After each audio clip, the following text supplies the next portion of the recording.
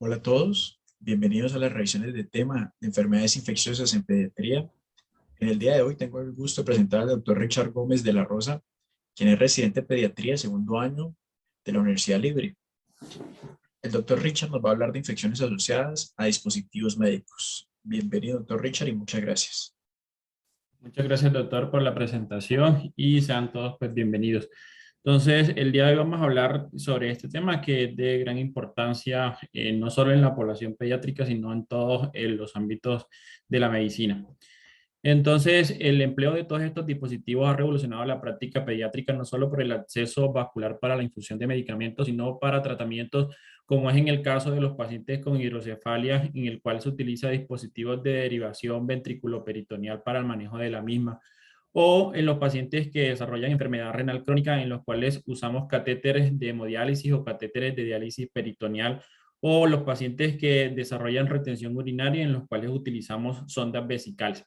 Sin embargo, todos estos dispositivos se asocian a complicaciones infecciosas, motivo por el cual son un problema de salud pública y un motivo de frecuente preocupación para el personal de la salud.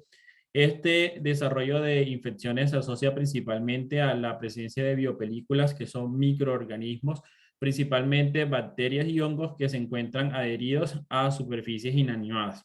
Para que se presente una infección asociada a dispositivos, tiene que haber una compleja interacción en el que vamos a tener una susceptibilidad del huésped que va a estar dada principalmente por el estado de inmunosupresión que conlleva que hace, que es lo que por el cual el paciente requirió ese tipo de dispositivo.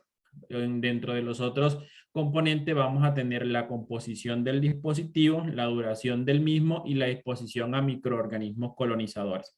En la imagen de la derecha vemos las principales infecciones asociadas a dispositivos médicos en el que vemos en el ámbito de las unidades de cuidados intensivos, tanto de adultos, pediátricos y neonatales, las infecciones del torrente sanguíneo asociadas a catéter son y siguen siendo las más frecuentemente implicadas, representando el 2.4 por cada 100 catéteres colocados a nivel central. Le sigue en orden de frecuencia las neumonías asociadas a ventilador y las infecciones de tracto urinario. Si tomamos como referencia solo las unidades de cuidado intensivo pediátrico, las infecciones del tracto urinario van a superar las infecciones asociadas al ventilador.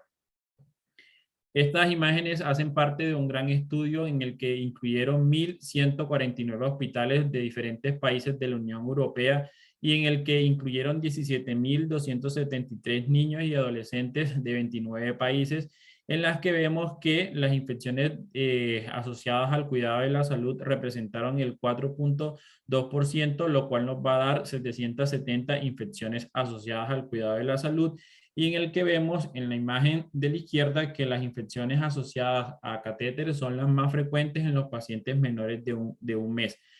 Y en los pacientes mayores de 11 años van a cobrar también importancia las infecciones asociadas a los procedimientos quirúrgicos y las infecciones asociadas al ventilador. Dentro de las características clínicas de estos pacientes vemos que afecta principalmente al género femenino con ligera preponderancia, aunque no es estadísticamente significativo, y afecta principalmente a pacientes más pequeños, principalmente al grupo de los neonatos, los cuales se ven en constante enfrentamiento a estar constantemente invadidos por dispositivos como catéter venosos umbilicales y tubación orotraqueal prolongada. Dentro de las infecciones más frecuentes encontramos las que son asociadas a las cirugías, las que son asociadas a catéter venoso central y a las líneas arteriales, y las que son asociadas a cateterismo urinario. En Colombia, las infecciones asociadas a los dispositivos médicos son de notificación obligatoria. En esta gráfica vemos el boletín epidemiológico de la semana epidemiológica número 9, que va del 29 de febrero al 6 de marzo del 2021, en el cual se reportaron 1.357 casos de infecciones asociadas a dispositivos en las unidades de cuidado intensivo adulto, pediátrico y neonatal, observándose, como vemos en la imagen, un incremento del 40% con respecto a las enfermedades o a las notificaciones reportadas para el año 2019 y 2020. Este incremento en el año 2021 se atribuye a el mayor estancia en las unidades por la pandemia de COVID-19 que llevó a que se sobrecargara el sistema de salud. Si tomamos como referencia los meses del 2021, podemos analizar de que en enero pasó de 462 casos a 1.038 casos también relacionados con la pandemia.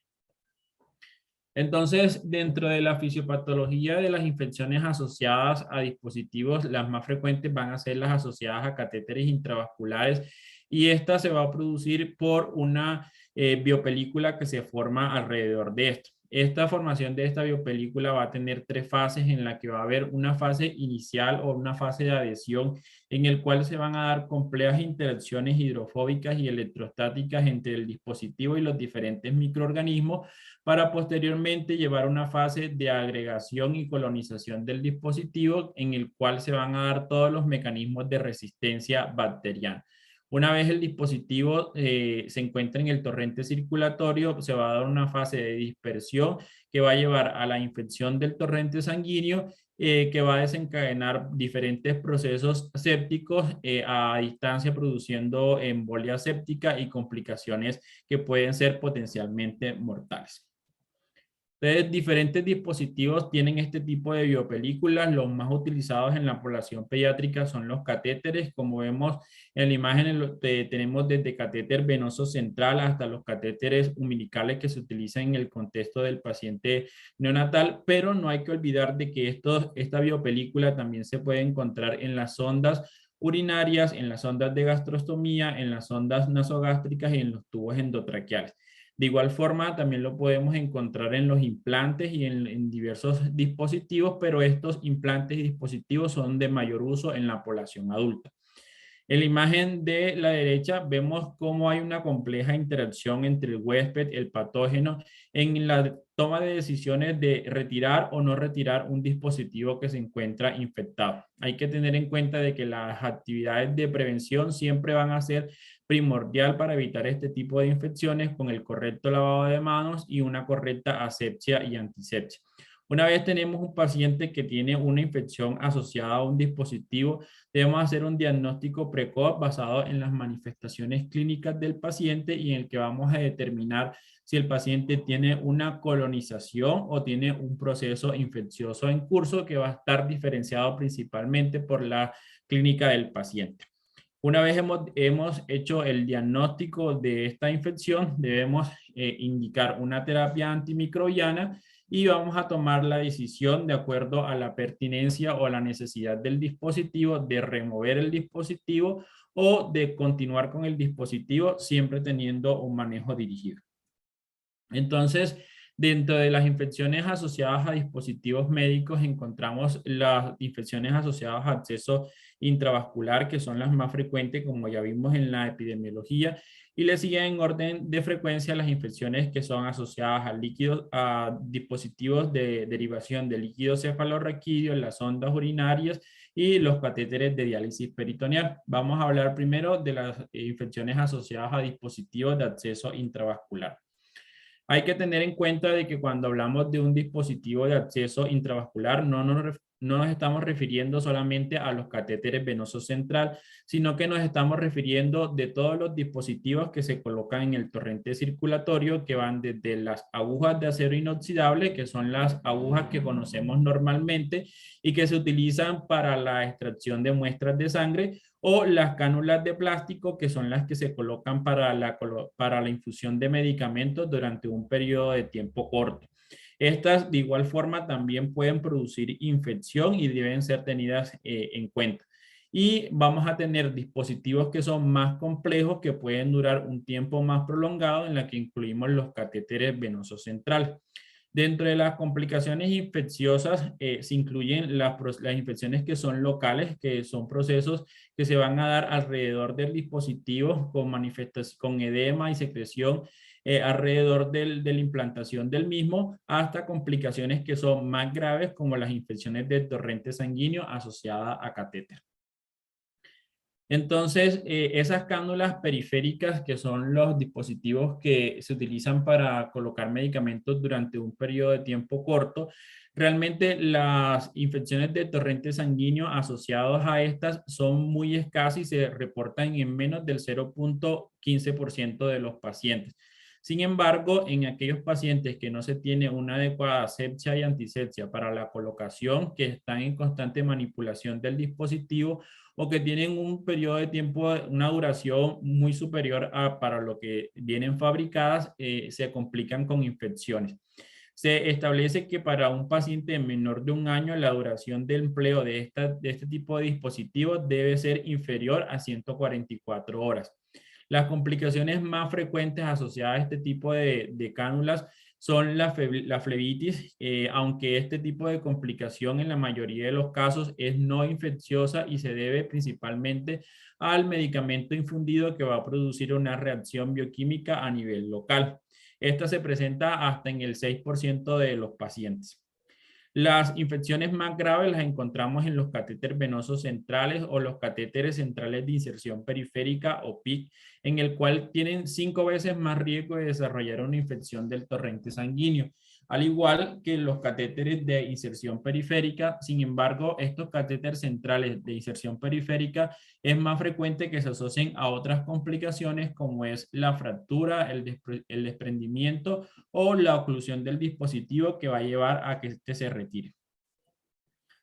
El catéter o los catéteres se pueden contaminar a través de diferentes mecanismos. Los mecanismos más frecuentemente implicados va a ser primero por el medicamento en infusión, en el cual se puede contaminar de forma extrínseca, es decir, con la manipulación del medicamento o del fluido que se va a infundir, o de forma intrínseca mediante los procesos de producción del catéter. También podemos tener otra forma de complicación, de contaminación, va a ser mediante la colonización a través de la flora que se encuentra colonizando la piel del paciente, y en un pequeño porcentaje de los casos vamos a encontrar colonización a través de vía hematógena, en el que tenemos que tener siempre un foco infeccioso distante con bacteriemia, que va a llevar a la colonización del dispositivo. Dentro de la infección de piel y tejidos blandos asociadas a dispositivos, entonces podemos tener 3 diferentes escenarios, en el cual el primer escenario va a ser el más frecuente, que se va a dar una infección local en el sitio de salida del dispositivo. Por lo general se asocia a un exudado purulento y se resuelve al extraer el dispositivo. Otro tipo de infección que podemos encontrar son las infecciones del tracto tunelizado, en el cual va a haber edema, rubor o calor alrededor o en el sitio a lo largo del túnel del dispositivo. Por lo general también se pueden asociar a secreciones, pero en este caso no van a ser purulentas, sino que van a ser serosas o serosanguinolentas. Y la infección del bolsillo, que hacen referencia a la infección supurativa en la zona subcutánea, en la que se encuentra el dispositivo totalmente implantado. Esta puede coexistir con la infección de la sangre con una infección local. Es decir, podemos tener infección del torrente sanguíneo asociado al catéter con una infección del bolsillo. Entonces acá vemos diferentes fotografías en las que podemos evidenciar este tipo de infecciones. Acá vemos un catéter de diálisis peritoneal.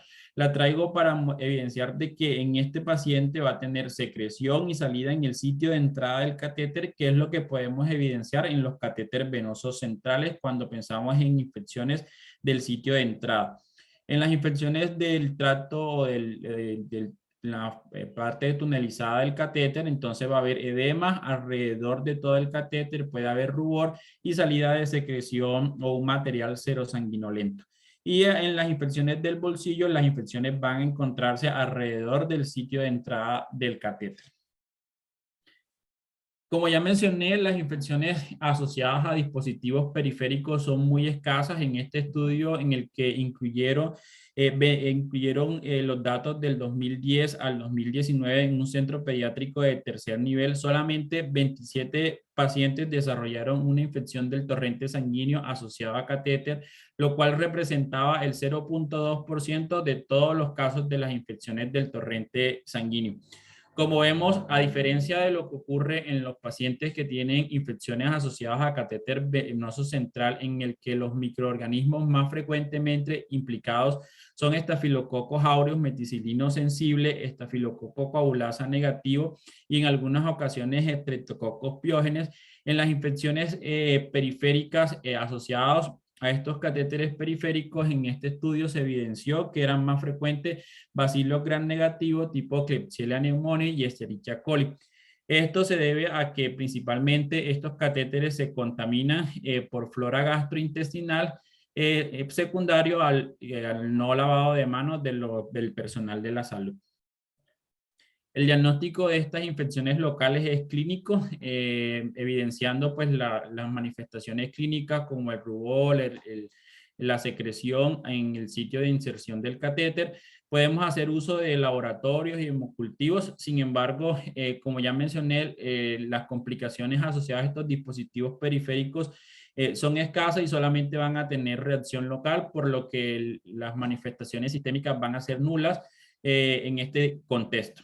El origen de la contaminación puede ser microorganismos comunes que se encuentran colonizando ya sea la piel del paciente o el tracto gastrointestinal del personal de salud que manipula estos dispositivos. Dentro de los microorganismos más frecuentemente implicados, entonces, encontramos Staphylococcus aureus, Staphylococcus coagulasa negativo, Pseudomonas aeruginosa y en muy baja proporción encontramos género cándidas y micobacterias. El tratamiento pues, va a ser la retirada del dispositivo debido a que no implica gran cambio retirar un dispositivo de acceso periférico e encontrar otro dispositivo para la infusión de medicamentos. En el caso de que el dispositivo no pueda ser retirado porque no se dispone de un acceso venoso, se debe dar pues antibiótico-terapia para mantener el dispositivo. Pero como ya mencioné, estos dispositivos son más fáciles de colocar en comparación con los dispositivos de acceso central. En aquellos pacientes que desarrollan infecciones del túnel o infecciones de bolsa, van a requerir retirada del catéter y tratamiento antibiótico por vía sistémica. Dentro de las infecciones del torrente sanguíneo asociadas a catéter, entonces cuando hablamos de esta nos referimos a todas aquellas que van a producir presencia de microorganismos en el torrente sanguíneo que condicionan la infección.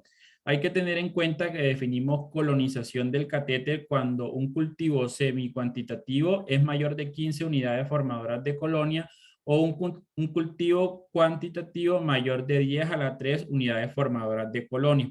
Debemos sospechar de una infección del torrente sanguíneo asociada a catéter en todo paciente que presenta aparición o empeoramiento de signos sistémicos de inflamación aguda, que va a estar dada por elevación de reactantes de fase aguda, fiebre, inestabilidad hemodinámica, que no se asocia con una causa no infecciosa en la que debemos descartar reacción adversa a los medicamentos, tromboembolismo.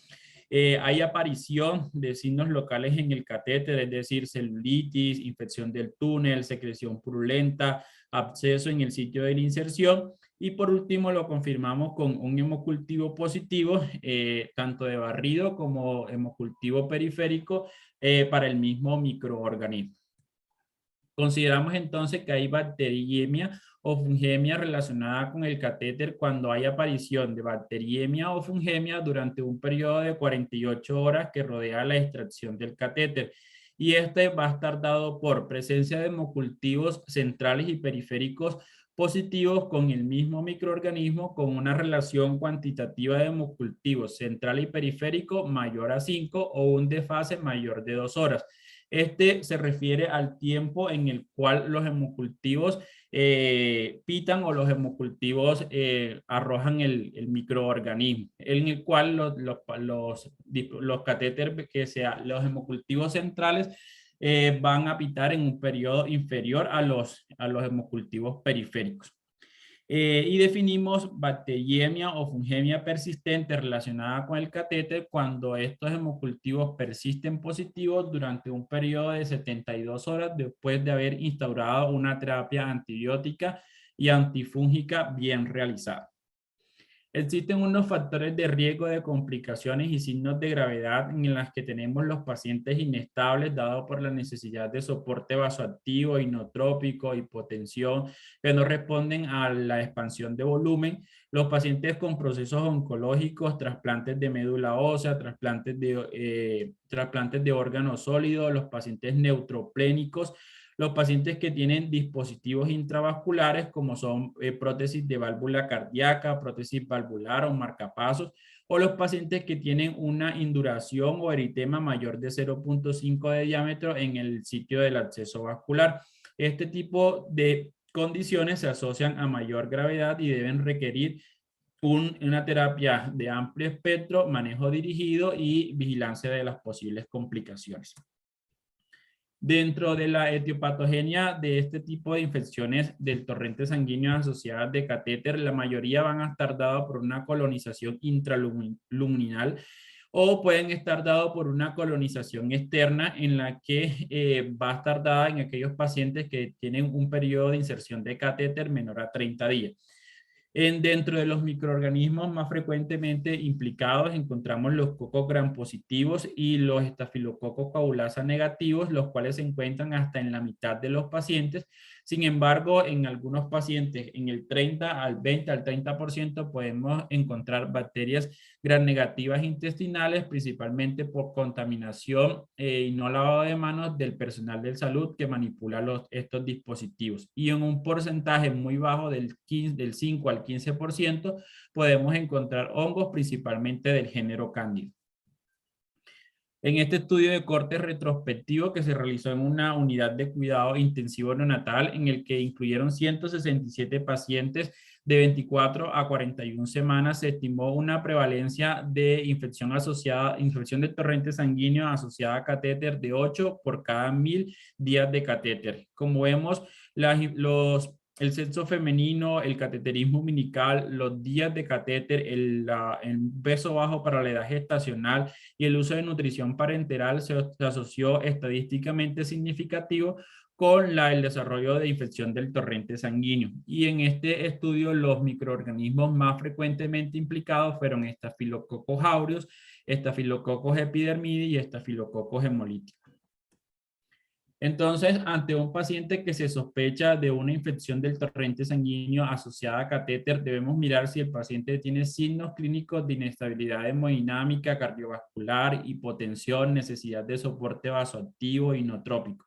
Si el paciente tiene todas estas características y tenemos una alta sospecha de que se encuentra asociado al dispositivo, debemos remover inmediatamente el dispositivo, tomar cultivos tanto centrales como periféricos y dar un tratamiento antibiótico empírico de manera inmediata. Si los cultivos salen negativos, debemos considerar otra posibilidad diagnóstica de la complicación del paciente y si los cultivos salen positivos, debemos adaptar la terapia antimicrobiana de acuerdo al perfil de susceptibilidad del microorganismo aislado. En el caso de que el paciente tenga sospecha de una infección del torrente sanguíneo asociado a catéter, pero que el paciente se encuentre estable hemodinámicamente, no tenga disfunción multiorgánica, no tenga hipotensión ni signos de shock, entonces en este paciente se va a tomar hemocultivos de catéter central y periférico, el catéter no se va a retirar y vamos a dar antibioticoterapia empírica y vamos a esperar los reportes de los cultivos. Si esos cultivos salen negativos, se debe considerar otra alternativa de diagnóstico y si los cultivos salen positivos, va a haber una fuerte asociación con una bacteriemia asociada a catéter y en este caso, dependiendo del microorganismo y la necesidad del catéter, se debe considerar retirar el mismo y dar un antibiótico dirigido de acuerdo al perfil de susceptibilidad del microorganismo aislado.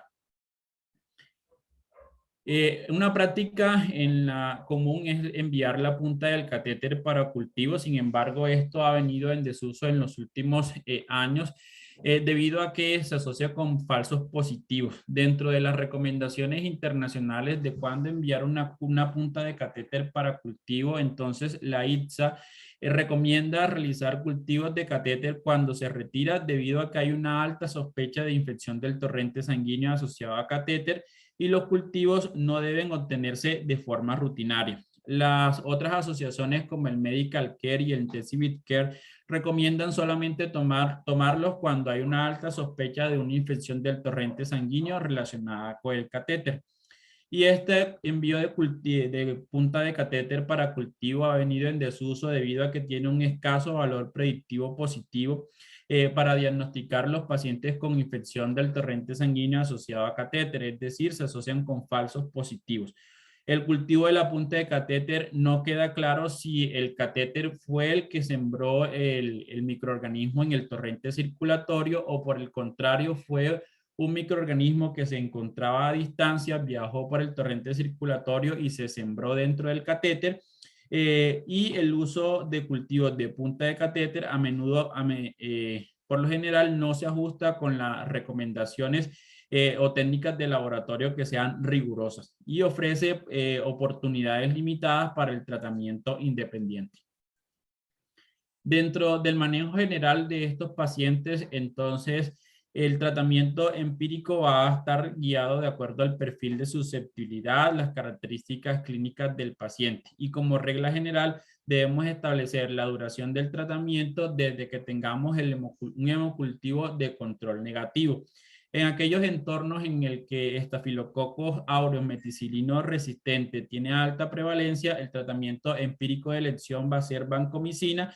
Linezolid no se considera una terapia empírica de elección, incluso se reserva para aquellos pacientes en los cuales ya tenemos un perfil de susceptibilidad y en el cual pues se pueden beneficiar de este tratamiento y nunca de forma empírica.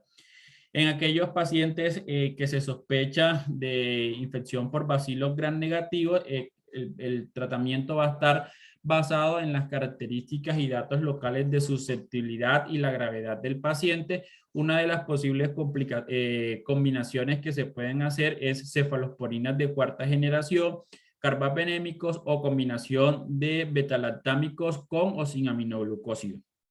En aquellos entornos en los que se sospeche de pseudomonas aeruginosa, en el cual van a ser pacientes neutropénicos, enfermos, con sepsis o que están colonizados por dicho patógeno, se va a dar tratamiento empírico contra este. Y en aquellos pacientes que se sospeche fungemia, que son aquellos pacientes que tienen nutrición parenteral, que han tenido antibióticos de amplio espectro, que tienen malignidad hematológica, trasplante de médula ósea o que tienen catéteres femorales o que ya hay una colonización por cándida en múltiples sitios, se van a beneficiar de terapia antifúngica de forma empírica, ya sea con caspofungina o con fluconazol.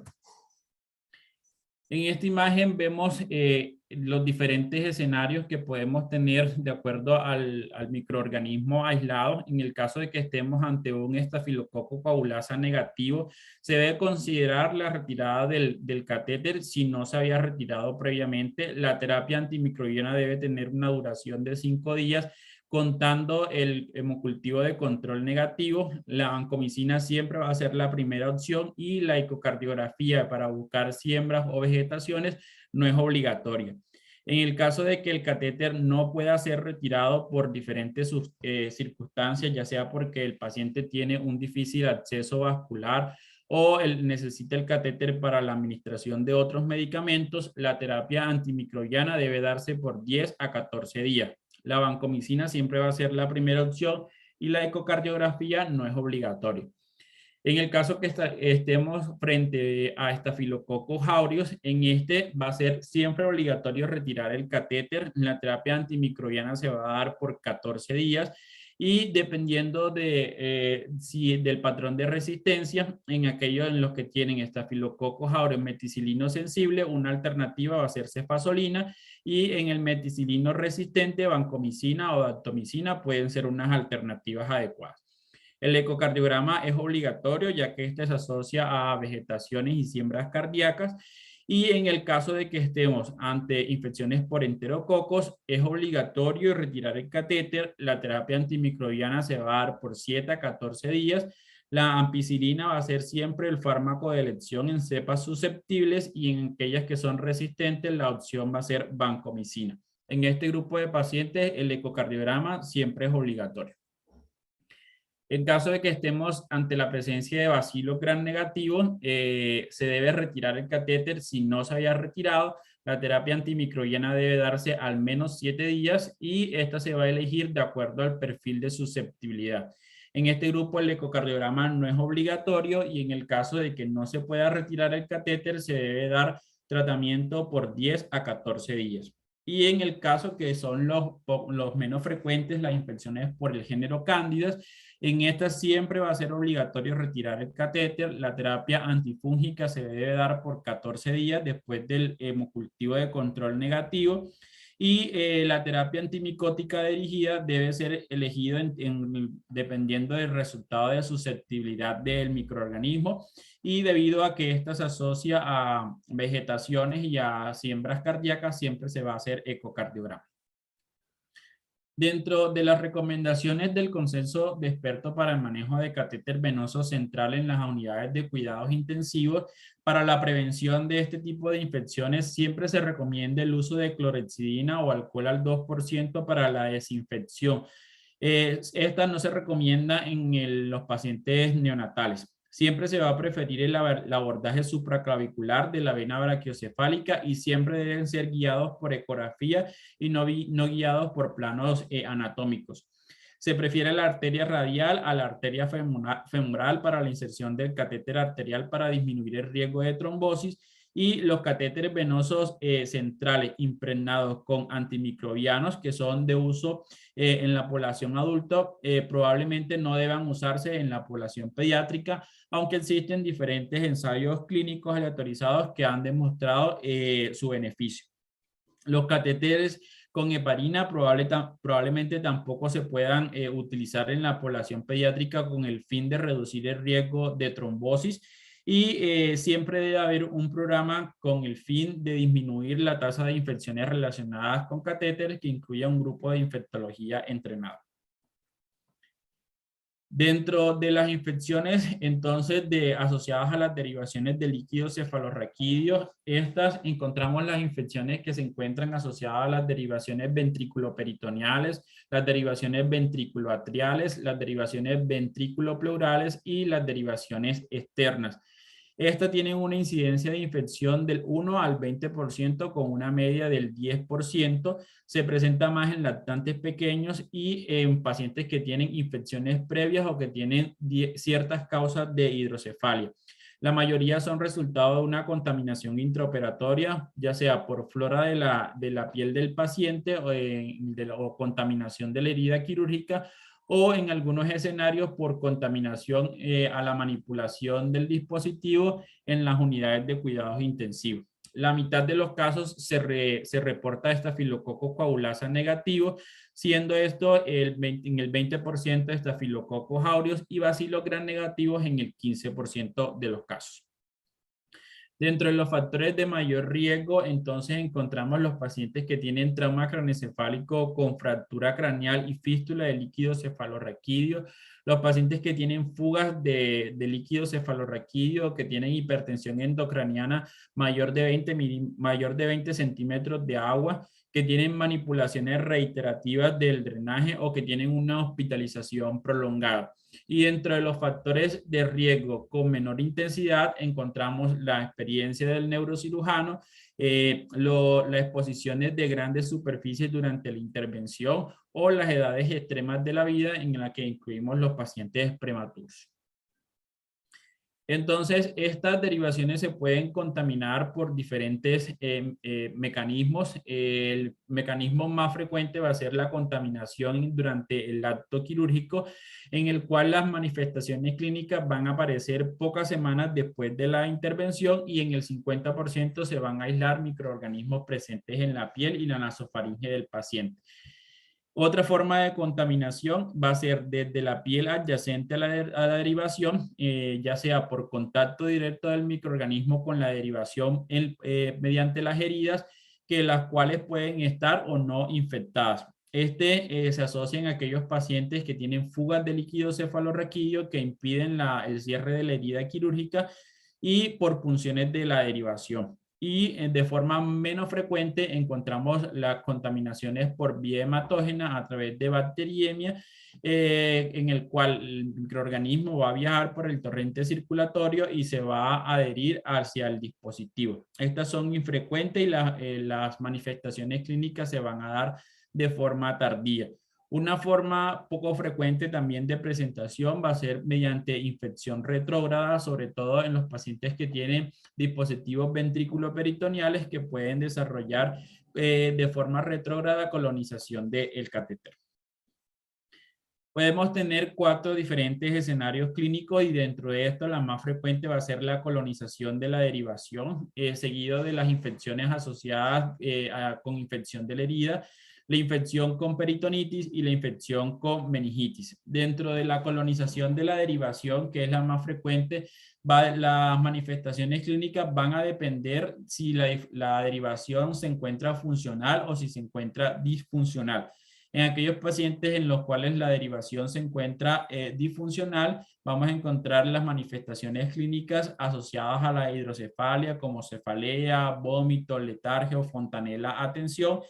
Y en aquellos pacientes en el cual la derivación se encuentra funcionando completamente normal, las manifestaciones clínicas pueden ser sutiles y manifestarse con complicaciones sistémicas, con fiebre, sepsis, mal estado general. Dentro de los microorganismos más frecuentemente implicados, entonces encontramos los microorganismos presentes en la piel, en la que encontramos Staphylococcus coagulasa negativo y Staphylococcus aureus, pero también podemos tener en un porcentaje variable Bacillus gram negativos como Pseudomonas aeruginosa, Escherichia coli y Klebsiella pneumoniae. El diagnóstico pues va a estar dado por una clínica compatible en el que vamos a tener las manifestaciones neurológicas. En algunas ocasiones podemos tener secreción en el sitio de entrada de la derivación o edema, eritema en el trayecto de la derivación. Y vamos a asociarlo con las alteraciones del líquido cefalorraquídeo. Si bien las alteraciones del líquido cefalorraquídeo no son tan intensas como en los pacientes que desarrollan meningitis, estas se pueden presentar y siempre se debe solicitar citoquímico cultivo de líquido cefalorraquídeo. Y el diagnóstico definitivo se va a establecer mediante un cultivo positivo.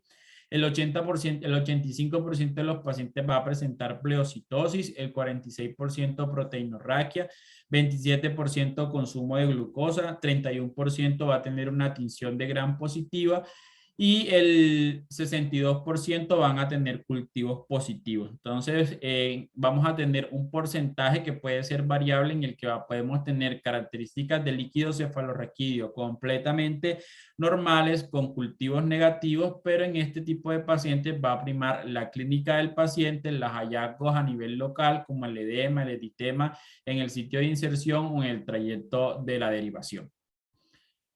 En esta imagen vemos un algoritmo ante un paciente con sospecha de una infección de una derivación ventriculoperitoneal o una derivación ventricular, en el que vamos a tomar muestras de líquido cefalorraquídeo para tinción de Gram, citoquímico y cultivo, valorar la necesidad de tomar tomografía o resonancia, ecografía abdominal en aquellos pacientes que tienen presencia de dolor abdominal como complicación de la derivación ventrículo-peritoneal o tomografía abdominal.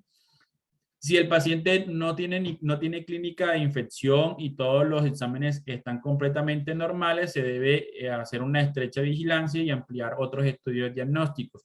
Si tiene clínica de infección o los exámenes se encuentran anormales, se va a dar tratamiento antimicrobiano empírico y vamos a mirar si el paciente tiene clínica de sepsis, meningitis o que tenga un líquido purulento. En el caso de que el paciente tenga clínica de sepsis o que tenga un líquido completamente purulento, es una de las indicaciones de retirar el dispositivo y hacer una inserción de un drenaje externo. Luego de que se retira ese dispositivo, se puede reimplantar el dispositivo 7 a 10 días o hacer una ventriculostomía endoscópica para completar el tratamiento antimicrobiano de 14 a 21 días.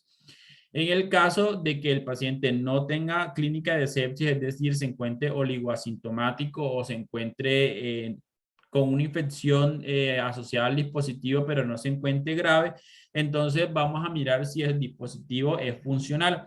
Si el dispositivo no es funcional, se debe retirar. Si el dispositivo está funcionando correctamente, se puede hacer una externalización, mirar la evolución del paciente. Si el paciente tiene buena evolución, se puede plantear retirar el dispositivo a 7 a 10 días o reintroducir nuevamente el dispositivo, siempre dando tratamiento antimicrobiano de 10 a 21 días.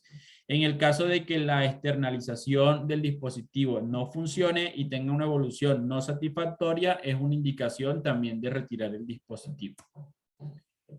Dentro de los diferentes esquemas antibióticos propuestos, entonces el tratamiento empírico va a cubrir esos microorganismos más frecuentemente implicados, que son los microorganismos que se encuentran colonizando la piel, en las que encontramos Staphylococcus aureus y los Staphylococcus coagulasa negativos, para lo cual vamos a hacer un régimen de tratamiento que va a incluir vancomicina. Si se sospecha de bacterias gram negativas, se debe incluir meropenem o cefepime.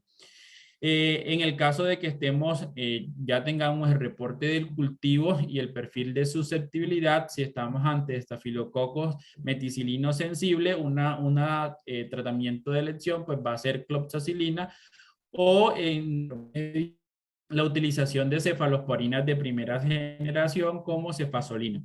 Y dependiendo pues del microorganismo, en caso de que estemos enfrentados a Enterococcus fecalis, el tratamiento siempre de elección va a ser ampicilina, y en el caso de que este sea resistente a ampicilina, se va a dar vancomicina.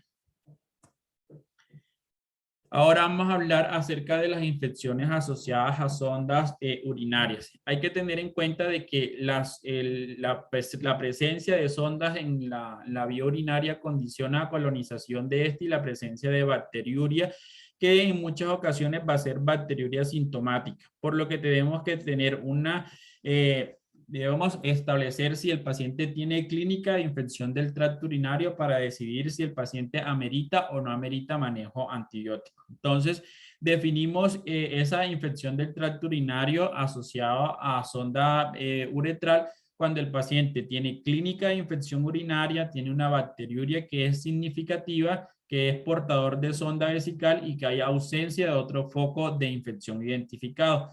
Esta se presenta hasta en el 13% de los pacientes que asisten a la consulta de pediatría y representa hasta el 80% de las infecciones que se presentan en el entorno hospitalario, estableciéndose una prevalencia de 1.4 a 3.1 por cada 1000 días de sonda uretral, lo cual va a aumentar la morbimortalidad del paciente, aumenta los días de estancia hospitalaria y los costes al sistema de salud.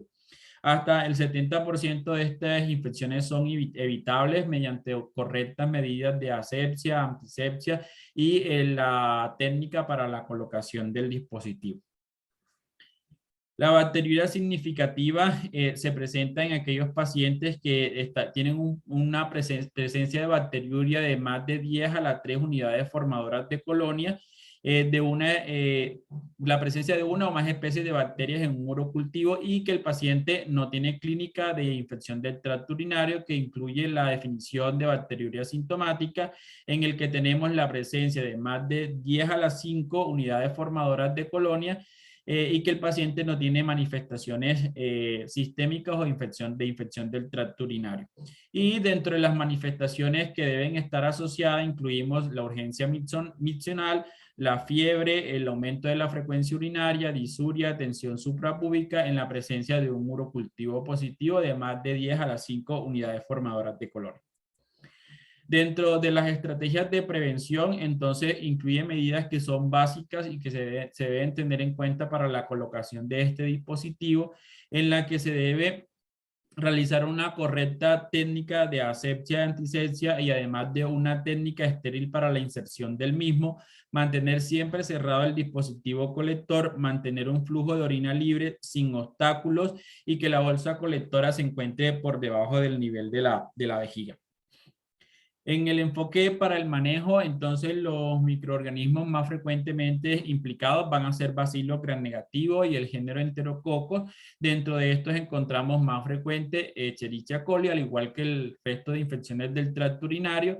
En algunos pacientes, hasta en el 15% de los casos, podemos encontrar Staphylococcus coagulasa negativos y en un porcentaje muy bajo podemos encontrar hongos del género Candida. Entonces, dentro del el manejo vamos a tener primero las medidas de prevención que incluyen pues todas las medidas de asepsia, antisepsia, la técnica adecuada para la colocación del mismo. Si a pesar de esto y fracasaron estas medidas de prevención, se sospecha de una infección del tracto urinario asociado a la sonda, vamos a mirar si el paciente tiene criterios clínicos y criterios microbiológicos para infección del tracto urinario o si se trata de una bacteriuria asintomática. Si el paciente cumple con los criterios clínicos, es decir, tiene fiebre, sintomatología urinaria, estaríamos ante una infección del tracto urinario y vamos a dar antibiótico-terapia empírica de acuerdo pues al perfil de susceptibilidad de cada centro hospitalario y el perfil de susceptibilidad de los microorganismos más frecuentemente aislados. Y una vez tengamos el reporte del urocultivo, pues vamos a hacer un tratamiento antibiótico dirigido. En el caso de que el paciente no tenga criterios clínicos, estaríamos ante una bacteriuria asintomática y el paciente no requiere tratamiento antibiótico. Y por último, vamos a hablar acerca de las infecciones asociadas a catéteres de diálisis peritoneal. Estas se encuentran frecuentemente en el sitio de salida, en el orificio de salida y de entrada, que pueden producir manifestaciones principalmente a nivel abdominal en forma de peritonitis. Dentro de los microorganismos más frecuentemente implicados encontramos Staphylococcus coagulasa negativo, que se presenta hasta en el 40% de los casos. Staphylococcus aureus, Enterococcus, Escherichia coli, Pseudomonas aeruginosa en el 10% de los casos y otras bacterias gram negativas hasta en el 15% de los casos.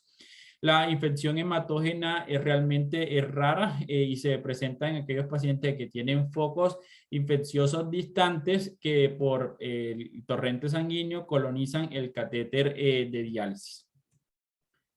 Las manifestaciones pueden ser muy sutiles, el paciente puede tener febrícula, dolor abdominal leve, inflamación, elevación de reactantes de fase aguda o manifestaciones gastrointestinales, diarrea, por lo que se debe hacer una adecuada historia clínica para el diagnóstico de este paciente. En el abordaje diagnóstico, entonces podemos encontrar un líquido peritoneal turbio, que va a ser el signo inicial y predominante. Y cuando hay peritonitis, va a haber un recuento celular en el líquido peritoneal que puede ser mayor a 100.000 leucocitos. La tinción de Gram va a ser de utilidad para identificar el posible agente implicado y esta se encuentra positiva hasta en el 40% de los casos. Dentro de las consideraciones para el manejo, entonces los pacientes que tengan clínica de peritonitis asociadas al dispositivo de diálisis, que tengan un líquido turbio, deberán recibir tratamiento empírico, preferiblemente guiados por la tinción de Gram. En el caso de que no se observen microorganismos en la tinción de Gram, se va a dar tratamiento de forma empírica con vancomicina o bien con un aminoglucósido o una cefalosporina de tercera o cuarta generación con actividad antiseudomonas. El tratamiento mínimo debe durar 14 días y se prolonga hasta 21 o 28 días cuando se debe a Staphylococcus aureus o del género Pseudomonas o bacterias gram negativas resistentes. En el caso de que esta se presente por hongos o por el género Cándidas, este se debe dar por 28 a 42 días. Y los episodios repetitivos de peritonitis por el mismo microorganismo en las 4 semanas siguientes al tratamiento deberá valorar la retirada del catéter.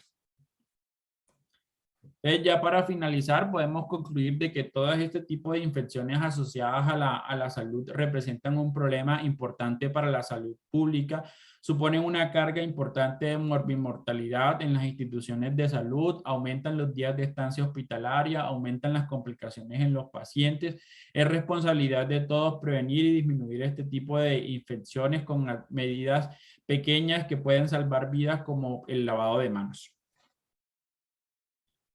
Muchas gracias. Doctor Richard, excelente presentación. Muchísimas gracias por ilustrarnos a todos acerca de las infecciones asociadas a dispositivos médicos. Muchísimas gracias. Gracias a todos.